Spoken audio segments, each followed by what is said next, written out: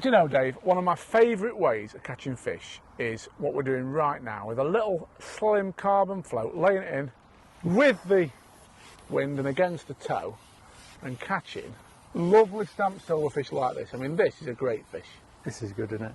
It's to me, fishing don't really get much better than this. I absolutely love it. Nice soft elastics, decent sized skimmers, nice strung out rig. That is a nice skimmer, that, isn't it? It's a brown in that, isn't it?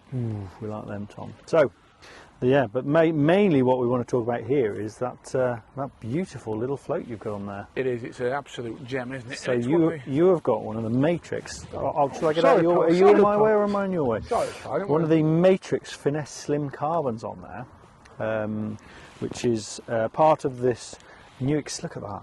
That's proper, isn't it? That's a bream where I come from, Tim. Is it? Tom. Don't get many of them in the wide here, pal. No. I tell you what, he's nailed that as well. Yeah, so this is part of a wider range from Matrix. They've really sort of relaunched their floats, come up with this new range of, I mean, literally, if you look at the range, there is everything covered now, isn't there? From commercial floats, silver fishing floats, everything. And these are very much, I would say the pattern is very familiar to us. Yeah, it's a pattern I use a lot. Carbon stem, slim body. I love it because you can actually fish a bait on the drop, I'd say. And catching skimmers this time of year, that's very much what it's about for me. It's often our fish, you know. It's sort of. So this is so just to reaffirm, we've got a carbon stem. We've got a 1.5mm. Is it a nylon bristle? It's a hollow bristle. Hollow bristle. And this what's it called? Rohacel foam they use for the bodies, isn't it? Yeah, it's foam body, isn't it? Is It's that- got a little I don't side eye, that's right, yeah. I read that. I don't know if that's how you pronounce it, Rohacel or something like that. But it's so yeah. So it's very much, it's a float I've seen before in different colours, if I'm honest. Yeah. But looks very well made. I like the 1.5. Do you think 1.5mm is the perfect diameter for a bristle on this sort of pattern? Yeah, probably. Yeah, I mean, I use a lot of handmade floats for commercial fishing. So if I was here today, you know, it was F1s and carp and that sort of thing, I'd use 1.5mm. Step it up in summer when you're using bigger hook baits to 1.7, or down to 1.2, really, I suppose. I think that's an important part of this, isn't it? You know, we're fishing maggot hook baits, and when you're fishing like we're fishing through the water, and you want to see the reaction of the weight of your hook bait on the bristle as it falls. Absolutely. And if you have too thick a bristle, you don't get that. If you have too thin a bristle, you don't see it, and also you get, you know, it flies under at the slightest breath on it. So yeah, I think that's the sort of optimum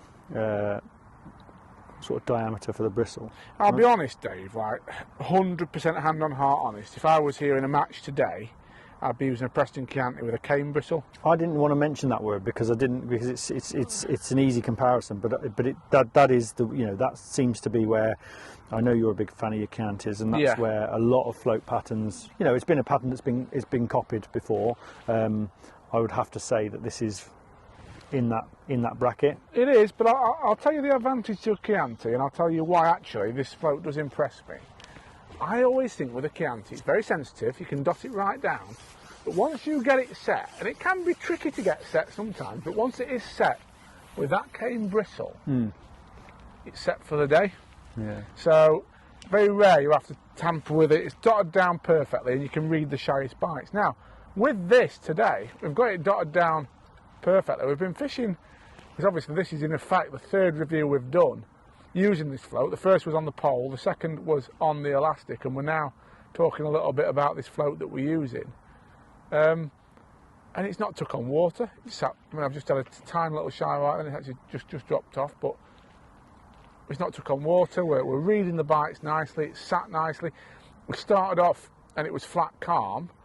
We've now had a little bit of wind pickup. We've got a bit of wind on the water, and it's visible. It's working, isn't it? That's one thing I was going to ask you about, is visibility. Surely a nylon hollow bristle is better for visibility than a cane bristle. Absolutely. Like Matt, Godfrey, a few of the others who are good at haulcraft with me and fish, you know, they all tell me they'd like to be able to fish with a Chianti on the long pole, but they can't see them. Yeah. So they do then change to this very similar pattern, RW RW Maggies, which are, or RW Dinks, which are Richie Wilson handmade floats with hollow bristles that are more visible. So I'm really lucky, and I've got very, very good eyesight. And I can see him. Do you want a little go, me old pal? Because I feel like I've forced you into spectating. No, I've enjoyed talking. I've enjoyed talking about the finer details of the float. But go on, get yourself on there, me old pal. I'm really interested in that point about the visibility side of it, and also I think that's, you know, it's a well-made float. Looking at it, the paint job on it is absolutely superb. I'll tell you what I like as well, by the way, a grey body. Yeah. Not many do that. No. But that's perfect, because it's not going to be too visible and distract you under the water. There's nothing worse, is there, than a big bright red or yellow body that you can see instead of the bristle half the time, I think. And I think, you know, like you say, there is definitely something in that, because look at the colour of the top kits we're using. There must be some, you know, I know that's a shade thing or a shadow thing or whatever it is, reflection thing. But yeah, grey is a very very decent colour for it, isn't it? I'll tell you what I would have to ask about this, and that is strength. So even with the RW floats, which I think are the best out there in this pattern, I say that having not really fished with these, so I'm going to get that out there straight away. The best I fish with the RW Maggies, which are like this. With them I whip the eyes in because they can pull out. I'm just looking at the eyes on this float here, and it actually looks like it's not been whipped on, but it's been reinforced with some sort of glue around the eye and around the top of the bristles. We have lost and landed, actually, a couple of carp today, and the eye's still in on that one. So it suggests to me there's no problem with strength. And that would be a, you know, a criticism of mine of going back to the Chianti. I've always felt they were just a really weak float. Yeah, they are. And I think that's where we're moving to. So, so these floats, like I say, perfect for what we're doing today. We're fishing through the water. Still, we're very, you know, quite finesse fishing, if you like. It's not, you know, it's not just drop it in and away it goes. Price point, £2.35 a float. £2.35 RRP. I'm just actually reading. I'm not going on my phone and being ignorant, folks. I'm just reading on the Matrix website about these.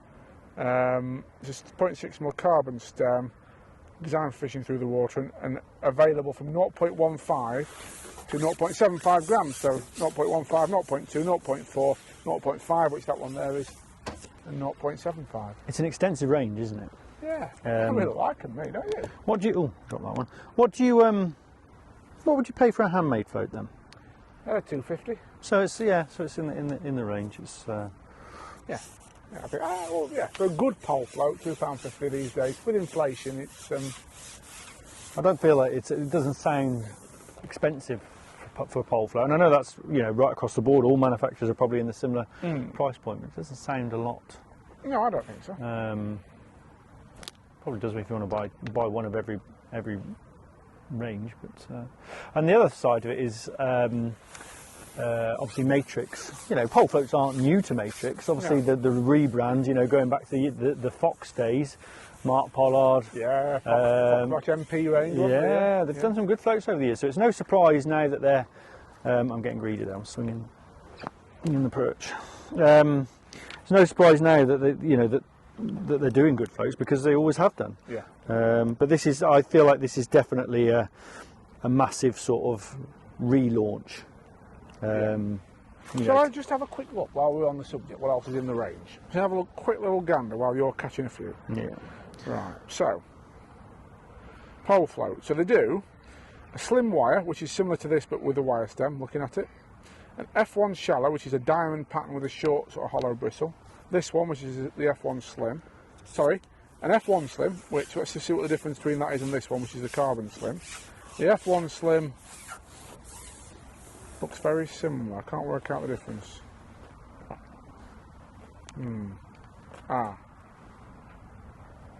No, slightly thicker stem maybe. Let me just check. Can't see an obvious difference. Can't see the difference between the carbon slim and the F1 slim, but anyway, there we are. Matrix mudline, which is a little sort of. Oh, I had a jumping skimmer. Oh, we've got a jumping skimmer. I love a jumping skimmer. Short float, glass stem, a little bit thicker hollow bristle. Matrix power margin, which is a slim pattern again with a thicker bristle. Slim power slim pole float, which Again, looks to have that slightly thicker bristle, glass stem. I think it's glass, let me just check. Yep, fiberglass stem, 1mm fiberglass stem in there. And a dibber for shallow fishing, an actual bristle float for shallow fishing, and a stubby, which is a slim sort of short pole float. So yeah, 1, 2, let me just have a little count up. 1, 2, 3, 4, 5, 6, 7, 8, 9, 10, 11, 12. 12 different patterns in the range, mate. Quite expensive. They literally have left nothing, no stone unturned, have they? No turn has been left unstoned, mate. And they've, yeah, so they've gone, right, we're going to do this, and we're going to do it properly. And obviously, with the anglers they have on board, they've obviously listened to them, and they've put their penny in, and they've come up with this range that should cover everything within the, well, not commercial range, but just still water range, isn't it? I will say as well, you know, if you were to say to me what pole float's the hardest to get right, I probably would flag that one up, because I think a slim carbon pole float that works for fishing on the drop for silverfish is the hardest one to get right. You know, that's why I have a years-old collection of CHIANTIs, because nobody has produced anything to rival them. You know what I mean? Yeah. No, I get that. And that's why. Oh, that's another nice skim. That's why I take such pride and effort in reinforcing the RW Maggies, because again, there are similar things, slightly beefed up, that I use for carp and F1 fishing. These work great. I'll be having another go, I think, with these. This is stunning fishing, isn't it? I must say that does help, though. It does help the fact that we're yeah. catching one every single chug, and some nice skimmers. Do you want to have a go with them, Tom? No, I think we've given that float, mate, a fair workout and a fair chat. Can I ask you a quick question? Go on. You know what I'm like, devil's advocate. Before we sign off, any criticisms at all? Anything you don't like about the float at all? The only thing I saw was what you saw was the reinforcement of the eye. Now, I don't know whether it's a glue or a resin or whatever. And I just saw that, and that was just a cosmetic thing I saw. Now, if that doesn't hamper the presentation of the float or the sinking of the float, then not a problem. But on such a well finished float, you know, such a nice paint job, it did just stand out to me a little bit. It's a lovely looking, like you said, lovely looking float, isn't it? They are nice. I like them. I can see me using these, Tom. So they are. But yeah, and I like, you know, I say the other thing as well is the big thing with these is the thickness of the carbon in the stem as well. That can be wrong, can't it? You get that wrong, and the whole balance of the float's wrong. So, yeah, but that seems to me to follow your bait down nicely. It seems to work. No, I can't find any faults with them, Tom. I'm just, you know, just something I noticed, but it's not affected anything, and I would happily go and pay £2.35 each for a set of these for this exact purpose. Absolutely. Well, there you have it, folks. Dave's impressed. I'm really impressed with those.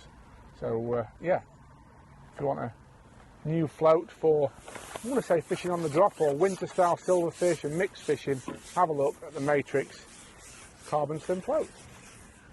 They even catch little ones as well, Tom.